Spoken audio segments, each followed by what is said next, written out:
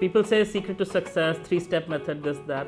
80% of what I have seen and just enough success is people just show up. Opportunities are presented and you just show up to the opportunity, and that's 80% of the work. 20% of the work is actually the hard work, pushing through, having quality, excellence, on time, delivery, etc., etc. But the 80% thing is just showing up. I say that because most of the times people let their brain tell them, "Mere se nahi hoga," it won't happen. They'll say no. They find all the excuses why it won't work out. Like people come to me, for example, "Sir, can I work for you when I graduate?" I said, "Sure, why not? We can always look at that when you graduate. But my grades are so bad, and my this is bad and that is bad, but I don't know how to speak English properly. Will you still hire me?" So I'm not even having to say anything. I actually give a positive answer that, happy to explore. He's giving me the reasons why I should not hire him, right? So that's generally the case, where people are constantly looking to find out what is wrong with them and why success won't happen. And that's a great way to be in a safe space for the brain to be like, yeah, not really, won't happen with me. So that's what I see in most cases, and that's a middle class mentality. That's what we are always taught, fear, by our school, by our parents. There was a study done by this author, and he was accompanying 2 families. So on both the cases, the mother was taking the child to the doctor. One was a African American, lower middle class family going to the doctor.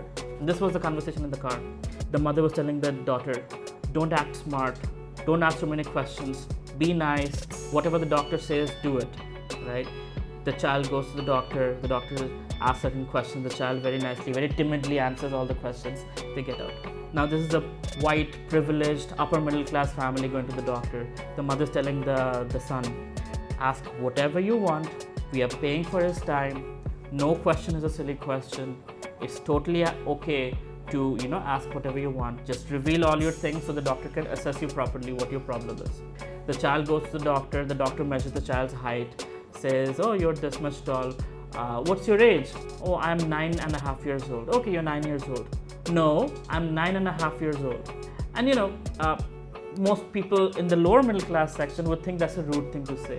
But in this case, both the mother and the doctor laughed because the child was correcting them. "No, this is my self-esteem. I'm 9.5 years old. I'm old enough." So that self-esteem is built into the child from a very early age. So when they grow up, they can actually ask questions. They can show up for things. They have the confidence to say, "You know what? What do I got to lose? Let me go and face it. Maybe I'll succeed, maybe I'll not. But it's a 50-50 chance." Coming from a lower middle class or middle class background, the fear is always put into us, what if? And so if you don't ask, you don't get. And that's generally why they don't go above a certain point, because there's always a fear of rejection.